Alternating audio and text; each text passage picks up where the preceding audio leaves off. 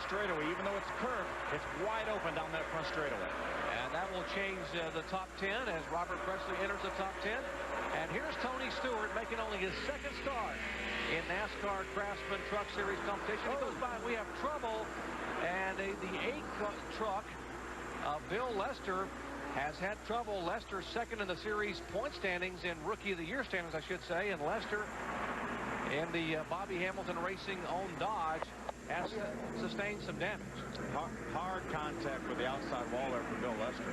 What a tough break. Been very, very consistent, getting better each and every week, but hard contact with the outside wall. There's the AmeriSuites machine for Jerry Hill. See if we can see what happened to the 8 truck here, left side of your screen. John Wood on the inside, and the 50 truck makes some contact with Bill Lester. Bill came down the racetrack, made some contact with John Wood, and hard into the wall. That's the worst spot you can have trouble, is going in the corner. That's where, obviously, when you're going your fastest and you have the least amount of control of these trucks, and around he went and made hard contact. Heavy contact, heavy damage for a Rookie of the Year contender, Bill Lester. We'll find out how bad it is when we come back to Richmond in just a moment. And here again, if you just joined our coverage, there was no happy hour practice session. Final practice, they call what they call happy hour here in NASCAR because of some problems, delays on the racetrack with Busch Series qualifying. So a lot of these guys are just now trying to sort these trucks out. And Mike, when you don't have happy hour, Mike Skinner, how tough is it for a driver to go, whoops, hold on, we're going to ask how tough it is. We're going to see how tough it is for Scott Kuhn as he will bring out caution for the second time tonight here on lap number 59. Scott made hard contact with the outside wall. You see the right side damage, the right front wheel not turned. It's obviously flat, but we don't know if that's what caused the wreck or they went flat after the wreck. But hard damage for Scott. Scott driving for Bobby Wellman. Rick Ware actually is the owner of note on the entry, but Bobby Wellman built this truck. Scott is a Petty Enterprise employee, former crew member with late Adam Petty. Has the Vehicare on the side of the machine, Royal Velvet Bed and Bath, and also the Victory Junction game. Something obviously broke on the truck. He was coming off the corner there and made hard contact with the outside wall. Don't know if the right front tire went down or some suspension broke or whatever, but made hard contact. And let's show you what happened a moment ago to Rick Crawford as he was trying to make a move on the 2 truck. Ray was talking about how loose he was there. Watch Rick, watch him now. Watch his hands. Whoa, he got a handful of steering wheel there. Like he was swatting flies in there, and boy, we will have a caution flag in the 88. Matt Crafton is involved, and the 39, the Roto-Rooter Chevrolet for Steve Portengate. Bringing out caution for the 3rd time tonight. We'll come back in a moment and show you exactly what happened to bring out the yellow flag again with these 2 series regulars.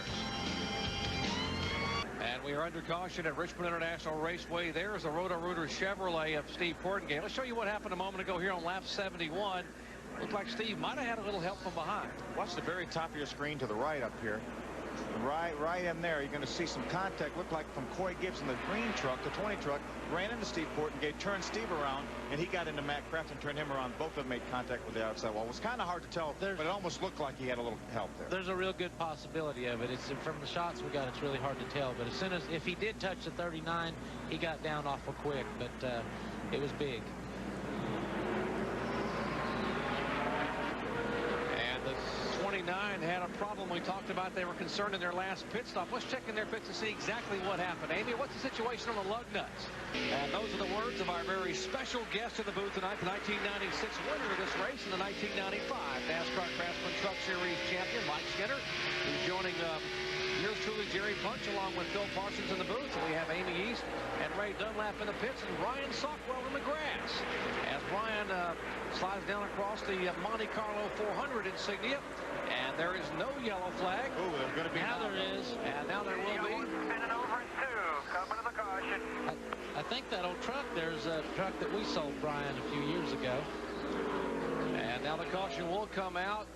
The 70 truck, and what a great run Brian Ross had on the Bailey excavating machine. There's the Navy Ford of John Wood, and he has some damage on both the front and rear of that Jack Roush machine. A lot of damage this time. He got by with very minimal damage when he made contact with Bill Lester, but not quite so fortunate this time. Okay, see Brian Soppo right there, the 54 truck right in the middle of the screen. He just got a little bit sideways coming off the corner, jumped in the throttle, spun the wheels, and around he went. Did a great job of turning that truck to stay out of the inside wall. He did an awesome job. And here's what happened to bring out the caution flag. There's the Bailey excavating machine for Ross going around, and in that smoke somewhere comes John Wood, and he gets popped from the back and also runs into the back of Brian Ross. It looked like the blue truck of Adam Clark probably pushed John up into it, but that's a chain reaction deal. You know, the first guy sees it, everyone behind him sees it a little bit later. There's no question that one there wasn't John Wood's fault. That's without a doubt. And there is the Plymouth, Indiana driver, Brian Ross, in the pits, and there is the Navy colors of John Wood headed down pit road to Max Jones and company to get some repairs on his machine. Back with more from Richmond in just a moment. And we'd love to be able to get a sponsor to run full-time next year here in the NASCAR Craftsman Trucks. Good action here. Bobby Hamilton on the inside of Dennis Setzer. Dennis is another guy that's really good at this racetrack. He's got a couple top 5 finishes at this racetrack in years past. Always runs well with his 46 truck on the short tracks especially. Dennis is a racer. I tell you, him and I go back a long time. We had a lot of good races back at Caraway Speedway in the late models. Whoa, and speaking of Caraway, that's what you have to do. You have to hang on, Dennis. Sorry, Dennis. I'm sorry I said anything about you, buddy. And he almost held on to it. Back in the throttle, had to turn hard to the right. It went around and caught the nose. And that will bring out caution for the 5th time tonight here as we approach the 100-lap mark here on lap 95. Dennis got going. He's going to stay in the lead lap, but I know he's going to have to make some considerable repairs to that thing, so I'm not sure he's going to be able to stay in the lead lap with all the repairs he has to make. Tough break for Dennis Setzer. The Axiom Computer Associates Chevy. Let's see if we can see what happened here just a moment ago. Watch the 60 truck of Travis Popple. They made a little contact right there as we talked, going in the corner. He got quappled just a little bit right there, I'd say. Dennis almost saved it. He jammed the throttle to keep it out of the outside wall, but the thing spun around on him and jumped forward into the inside wall. Watch the 60 truck. Watch the right front corner. A little bit of contact right there. Dennis came down the racetrack to take the normal groove, and Travis was there, had stuck his nose up in there a little bit. And for the 3rd time tonight, we've seen contact going in the corner. That's just good hard racing, though. I mean, you can't hardly blame anybody for that. He's just racing hard and just made a little mistake there. And 3 of Dennis Setzer's 7 career Craftsman wins have come on the short tracks where he is very, very good, but he is very battered right now as he has come on and off pit road down to Danny Gill. And Amy, what all they do down there? Well, Crawford has won, but it's been 4 years. It must feel like he's never won. Rick probably feels like he has never won a race. April 4th, 1998, just 113 races ago. And the guy behind him here, the Snap-on Chevrolet for Kevin Harvick, making his 74th start, and he is winless in this series. We were talking about Rick Crawford before we had a caution flag. And we said last year he was going to win a race. At least I said, and I've said it again this year. And maybe tonight's the night, but he's got a lot of hungry guys behind him. And the 51 in the wall, that is Carl Long out of Roxborough, North Carolina, the Revival Soy Dodge, one of the Rick Ware machines. Heavy damage. And Mike Skinner, it's hard to believe on a short track you can hit that hard, but look, that truck is folded up. I tell you, I really hate that for Carl and you know, Cal Northup and all the guys. They work hard on them trucks right there, and they're really struggling trying to get a sponsor. I think they're going to try to make the Winston Cup race as well, but Carl's a good guy. He's a good little race driver. I hate that for him. Pretty used up race truck there for Carl Long. You said likable young driver. Let's see if we can see what happened here on lap number 102. Got a little sideways he's on the outside of Terry Cook. Got a little sideways getting in the corner, then got up in the loose stuff, and then again just got away from him. He might have been up on that wheel just a little too much right there. That's a tough break for him. I tell you, he was sure trying. Oh, he was. Sure give him the E for effort. And there's Carl out of the truck as the safety crews are there very quickly to check on him and the racetrack. And there comes the century record. You saw a moment ago, you saw Brendan Gaughan go by. As you see Carl taking his helmet off and being talked to by the crews. Brendan Gaughan in the Napa Dodge went about. We haven't mentioned Brendan much tonight. He started back in 30th spot and has driven that truck up into the top 15. Right now, anything can happen with 10 to go in the Craftsman Truck Series. And particularly at this racetrack, which they've nicknamed the action track for very good reason. Here's Bobby Hamilton on the inside of Terry Cook. Good side-by-side race for the 6th position. Here's the caution. And upper across the racetrack as one truck into the wall, and the caution flag waves with less than 10 laps to go.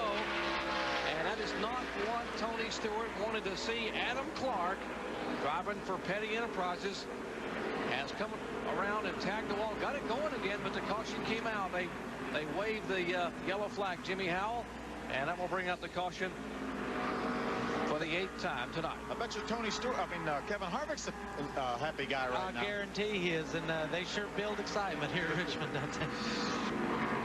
Show you what happened a moment ago to Hurricane Clark. That's his nickname, up in turn 4. Just went around on him. Well, he's on the outside of Brian Sockwell. Looked like Brian got in the corner a little bit too hard, locked the brakes up as we talked earlier. When he did, his truck went straight, made contact with Adam, and sent Adam around into the wall. And then does he have the time in a lap and a half or 2 laps and a half now to catch Tony Stewart? Here goes the move on Starr for second. Here he goes right now on the inside. He's got to do it now. He's running out of time, Mike. I don't think he's got enough time, boys. And Harvick driving for all he's worth. Starr up across the racetrack. Lock that brake up. Lock that left front up. Cost him about 3 or 4 spots. White flag for Tony Stewart. 1 lap to go. And the young man from Rushville, Indiana, up across the wall, up across the racetrack, goes a couple of trucks. Starr is involved. 3 and 4 trucks involved in turn 2. Here comes Tony Stewart. He won his very first Winston Cup event here in September of '99, and he will win, and in only his 2nd ever NASCAR Truck Series start. Tony Stewart, a winner at Richmond International Raceway.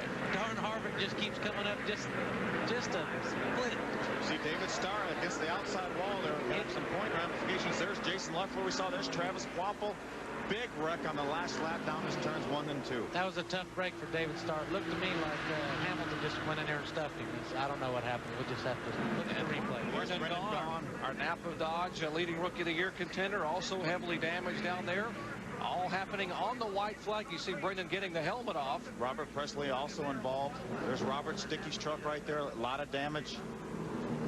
And that could significantly shape up our points, change our point standings there in the final laps. As you see the carnage down there in turns 1 and 2. And there's Jason Leffler in the Team ASC CarQuest Dodge. Jason credited now with a 12th place finish. Tremendous amount of damage to that CarQuest Team ASC Dodge right there. And there's a 75 of David Starr. What a job he did tonight in the Spears manufactured Chevrolet, trying to hang on to that 2nd spot. That save he made earlier was pretty remarkable, but I don't believe he could. This one here was a little more than he could handle. Here's what happened here on the white flag lap down in turns 1 and 2. There's David. He tried to get down to the bottom of the racetrack. Wow, hard contact with Bobby Hamilton on the outside. He tried to get down in between those 2 trucks. Wasn't able to make it. Got contact with Bobby Hamilton. That sent him spinning. Sent Bobby Hamilton straight into the outside wall. And here all these trucks had nowhere to go. Tremendous amount of damage to a lot of these trucks. Tough break for a lot of the guys in the points. You know, that's a bad deal right there. But anything can happen. They guarantee excitement here at Richmond, and they surely got their money's worth tonight. Well, the trucks involved again: Starr, Bobby Hamilton, the Napa Dodge of Brendan Gaughan, Robert Presley, Jason Leffler, Travis Quapple, Bobby Donner also involved. And take a look at Jason Leffler's viewpoint from the onboard camera. See Bobby Hamilton, watch Bobby Hamilton's going to clip Jason. Hard contact right there. And Jason's going to get hit again. There you got hit again. He got hit yet again by Bobby Donner. There's Kenny Schrader, the 52 Federated Autobahn trucks in the inside. Now right along with Kenny Schrader's onboard camera. When he sees all this carnage happening in front, he goes high and try to get by these guys. Looks like he's got it cleared. Ted Musgrave spins around right in front of him, makes contact with Ted. Schrader had it all missed. Very, very disappointing for a lot of drivers, and indeed one of those, the Cat Rental Chevrolet driver, Travis Quapple, David Starr, who had a magnificent evening. And there's the Dickies Dodge driver, Robert Presley, able to muster somewhat of a smile and wave to some of the fans here in the stands. And one driver who is not disappointed, how about Tony Stewart in victory lane, only his 2nd ever NASCAR Truck Series start. We'll talk to Tony when we come back.